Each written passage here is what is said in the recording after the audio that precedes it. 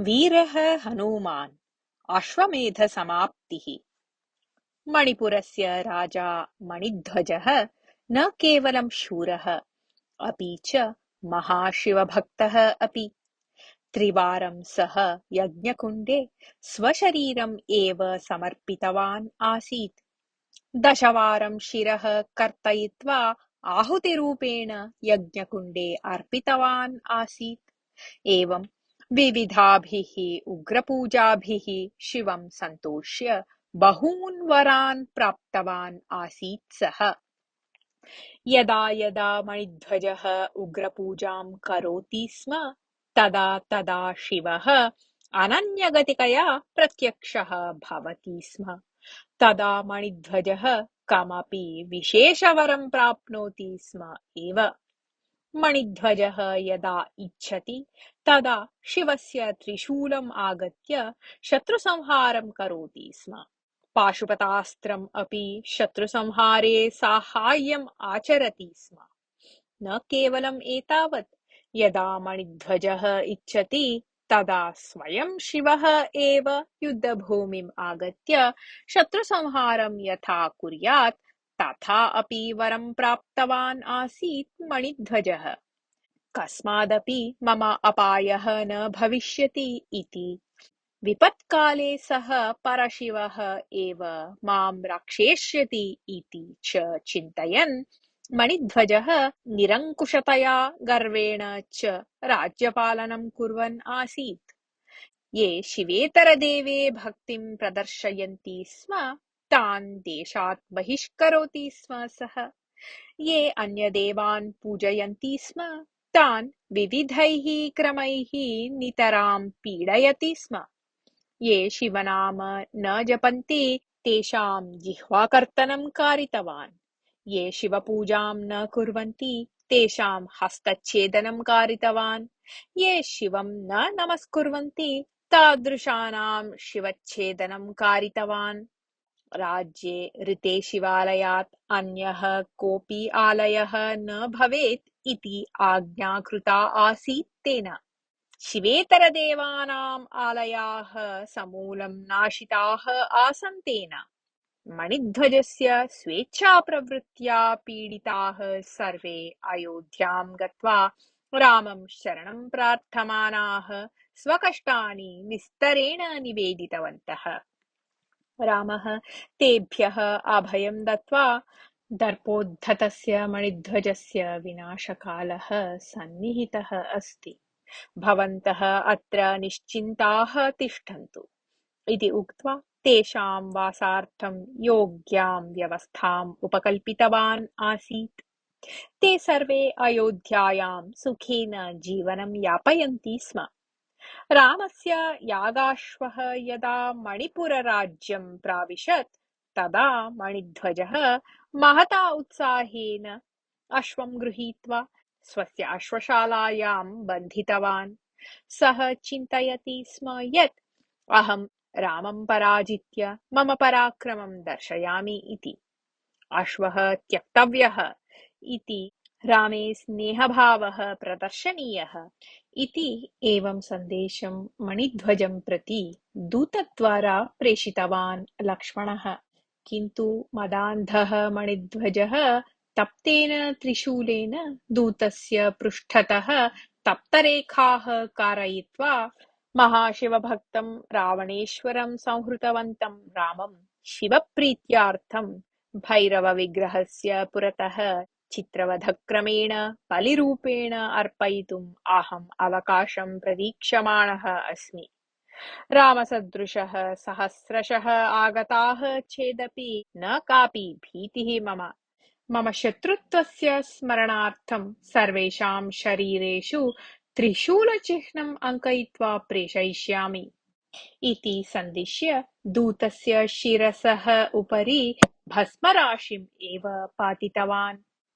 एतावत्पर्यन्तं कुत्रापि विरोधः न दृष्टः आसीत् लक्ष्मण-भरत-शत्रुघ्नैः। इदानीं तु मणिध्वजस्य सम्मुखीकरणम् अनिवार्यं जातम्। भरतेन कृतः पाञ्चजन्यसदृशस्य शङ्खस्य ध्वनिः दशसु अपि दिक्षु प्रतिध्वनितः अभवत्। शत्रुघ्नः च सुदर्शनचक्रम् इव विराजते स्म। लक्ष्मणः च आदिशेषः इव शत्रुसंहारे उद्युक्तः आसीत्। एतादृशम् आक्रमणं दीर्घकालं सोढुम् अशक्नुवन् मणिध्वजः साहाय्यार्थं शिवस्य त्रिशूलं स्मृतवान्। मणिध्वजस्य पूजामन्दिरे स्थितं त्रिशूलं कालमेघः इव गर्जनं कुर्वत् विद्युद्वेगेन लक्ष्मणं लक्ष्यीकृत्य निरगच्छत्। तावता तत्र आगतः हनुमान् लक्ष्मणस्य पुरतः स्थित्वा गजः इक्षुदण्डं यथा गृह्णाति तथा त्रिशूलं वामहस्तेन लीलया गृहीत्वा परशिव इव विराजमानः अतिष्ठत्। मणिध्वजः तु महाशिवः एव प्रत्यक्षः जातः इति भावयन् करौ योजयित्वा यावत् नमस्कर्तुम् उद्युक्तः तावता हनुमान् उच्चैः हसन् आये शिवभक्त्यन्ध अहं शिवः न कपिकुले जातः हनुमान् श्रीरामस्य चरणसेवकः इति उक्त्वा गदाम् उन्नीय मणिध्वजं ताडयितुम् उद्युक्तः। मणिध्वजः गदाप्रहारात् आत्मानं रक्षन् दूरं गत्वा परिवृत्य हनूमन्तं दृष्ट्वा कान्तिहीनः जातः। हनूमतः जटाजूटादयः वायुवशात् विकीर्णाः आसन्। नेत्रे अग्निगोले इव घोरं विराजेते स्म। एकेन हस्तेन त्रिशूलं गृहीत्वा निर्भयभावेन तिष्ठन् हनूमान् अपरशिवः इव विराजते स्म। एतं घोरम् आकारं दृष्ट्वा प्रायः मम मरणं सन्निहितम् इति विचिन्त्य नितरां भीतः मणिध्वजः शिवस्य पाशुपतास्त्रं प्राप्तुम् आवश्यकं मन्त्रं कथमपि स्मृत्वा जपित्वा तत् प्राप्य लक्ष्मणादीन् उद्दिश्य प्रयुक्तवान्। पाशुपतास्त्रस्य तापस्य कारणतः स च प्रदेशः नितरां सन्तप्तः जातः। तापं सोढुम् अशक्नुवन्तः भरतः, शत्रुघ्नः, लक्ष्मणः इत्यादयः सर्वे सैनिकाः च मूर्छां प्राप्य भूमौ पतितवन्तः। हनुमान् रामनाम जपन् उरस्थलं विशालीकृत्य अस्त्रं सम्मुखीकृतवान्। पाशुपतास्त्रं हनूमतः उरसि घट्टितं सत् भङ्गं प्राप्य हनूमति एव लीनं जातम्। हनुमान् मणिध्वजस्य रथं गदया प्रहृत्य चूर्णीकृत्य मणिध्वजं मारयितुम् अग्रे गतवान्।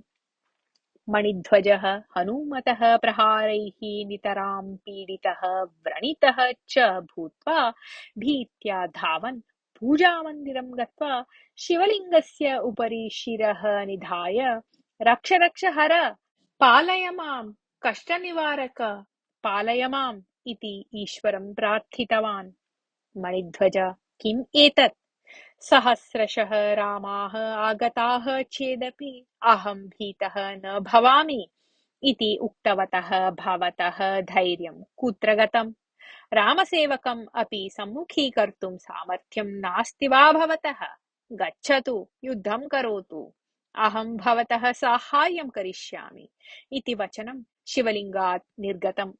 भक्ताय यत् वचनं दत्तं तदनुगुणं शिवः नन्दिवाहनम् आरुह्य युद्धरङ्गे मणिध्वजस्य साहाय्यं कर्तुं पुरतः प्रत्यक्षः जातः। हनूमान् शिवं दृष्ट्वा भवान् देवः एव स्यात् नाम, किन्तु भवतः दर्शनात् न कापि भीतिः मम। पश्यतु तावत् मम सामर्थ्यम् इति सिंहगर्जनं कृत्वा शिवस्य उपरि आक्रमणं कृतवान्।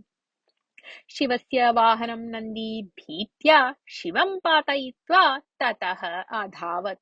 शिवः मन्दम् उत्थाय भवता मम त्रिशूलं हस्तेन गृहीतं पाशुपतास्त्रम् आत्मनि धृतम्। एतादृशं सामर्थ्यं महाविष्णोः केवलं भवति, न अन्यस्य। अतः वदतु भवान् कः? स्वयं विष्णुः उत तदंशसम्भूतः कः भवान् इति पृष्टवान्। नाहं विष्णुः न वा तदंशसम्भूतः। रामस्य पादसेवकः कपिकुले जातः सामान्यः कपिः अहम्। रामः एव मम देवः।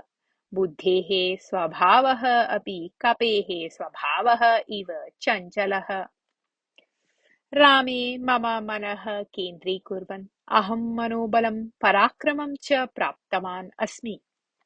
एषा मम भक्तिः इति वा चिन्तयतु, साधनम् इति वा चिन्तयतु।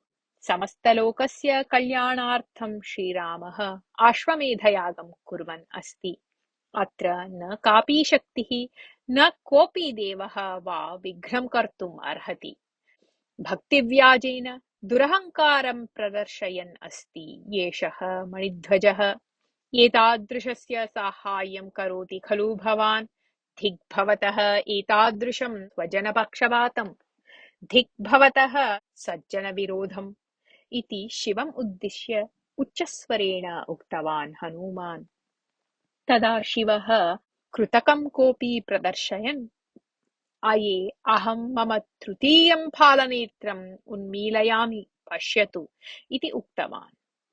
अवश्यं करोतु, येन भवतः भक्ताग्रेसरः विवेकः उदितः स्यात् इति उक्तवान् हनुमान्।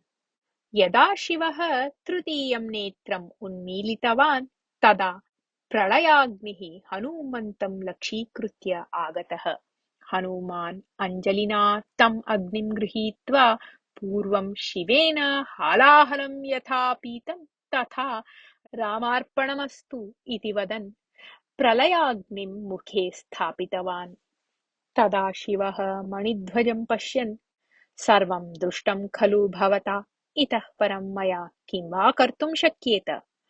वस्तुतः तु हनुमान् न अन्यः अपि तु मत्स्वरूपी एव, मदंशसम्भूतः सः। अतः एव मम सर्वाः शक्तयः तस्मिन् लीनाः जाताः। वास्तविकी भक्तिः कीदृशी भवति इति भवता हनुमद्दर्शनात् ज्ञातव्यम् इति उक्त्वा ततः अन्तर्हितः जातः। अत्रान्तरे हनुमान् द्रोणपर्वतं वायुवेगेन गत्वा सञ्जीवनीसस्यम् आनीय लक्ष्मण भरत शत्रुघ्नादीन् सैनिकान् चापि उज्जीवितवान्। एतया घटनया मणिध्वजे विवेकः उदितः। सः जानुभ्याम् उपविश्य हनुमन्तं क्षमां प्रार्थितवान्। तदा हनुमान् मणिध्वजम् उक्तवान्, स्वार्थकारणतः भवतः भगवद्भक्तिः निष्प्रयोजिका जाता। स्वप्रयोजनार्थं भवान् ईश्वरसेवकम् इव उपयुक्तवान्। किम् एषा भक्तिः इति उच्यते? कदापि न। जीवजगतः सुखार्थं कार्यकरणम् एव वास्तविकी भक्तिः। भवादृशानां कारणतः देवाः अपि अपमानिताः भवन्ति। इदानीं किं जातं पश्यतु। भवत्कारणतः ईश्वरेण अपकीर्तिः प्राप्ता। यदि एतया घटनया भवता विवेकः प्राप्तः स्यात् तर्हि द्वेषाहङ्कारादिकं परित्यज्य न्याय्येन मार्गेण राज्यं पालयतु। प्रजानां हितार्थं कार्यं करोतु। प्रजानां रक्षणं राज्ञः आद्यं कर्तव्यम्।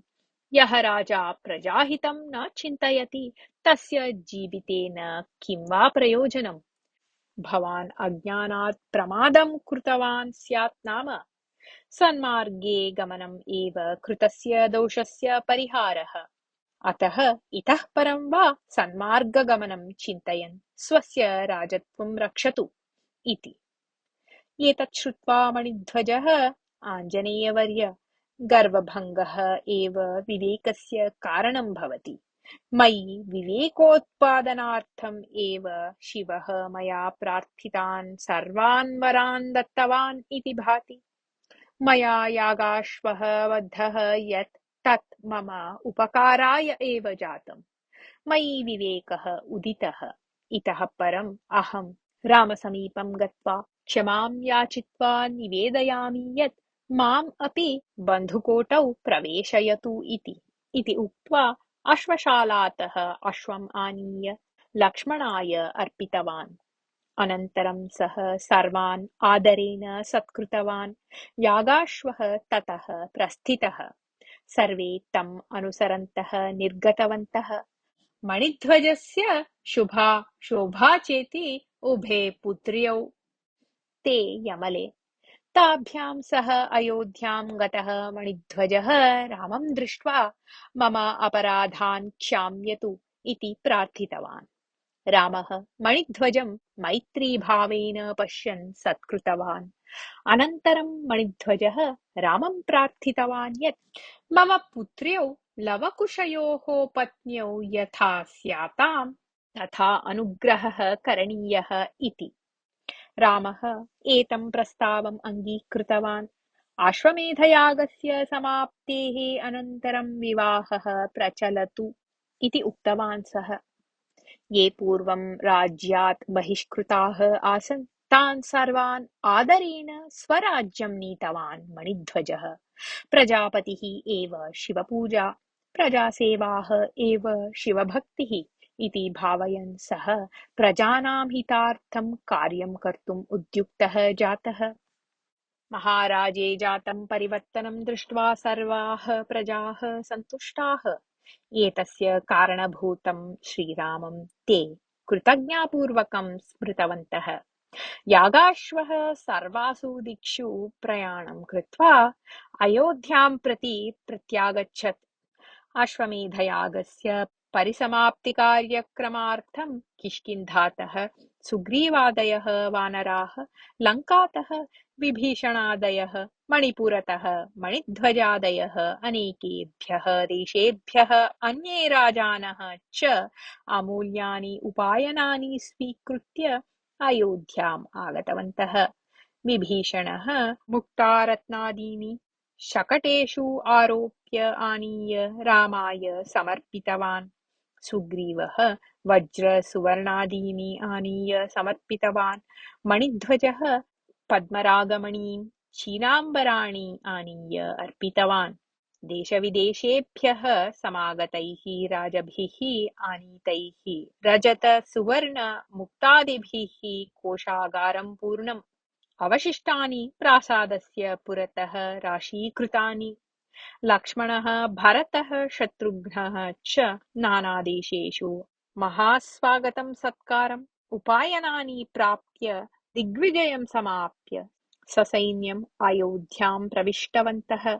हनुमता सह भरद्वाजः, अत्रिः, गौतमः, अगस्त्यः अन्ये च बहवः ऋषयः समागताः। हनुमान् रामस्य अस्त्रगुरुं महर्षि विश्वामित्रं विशेषतः समामन्त्र्य आनीतवान्। अश्वमेधपरिसमाप्तिकार्यक्रमः महता वैभवेन सम्पन्नः। रामः धनधान्यादीनि प्रतिगृहं प्रेषितवान्। राज्ये स्थिताभ्यः सर्वाभ्यः सुमङ्गलीभ्यः रत्नसुवर्णाभरणानि दत्तानि। यैः प्रजाहितकार्याणि कृतानि ते विशेषतः सत्कृताः अभवन्। अनन्तरं मणिध्वजस्य आह्वानं पुरस्कृत्य सर्वे मणिपुरं प्रति गताः। मणिपुरे कुशशुभयोः लवशोभयोः च विवाहः महता वैभवेन यथाविधि सम्पन्नः। विवाहसन्दर्भे मणिध्वजः स्वकीयं समग्रं राज्यं लवाय कुशाय च उपायनरूपेण समर्पितवान्। ततः अल्पे एव काले वानरप्रस्थाश्रमम् अङ्गीकृत्य तपश्चार्थम् अरण्यं प्रति निर्गतवान्। अनुवर्तते।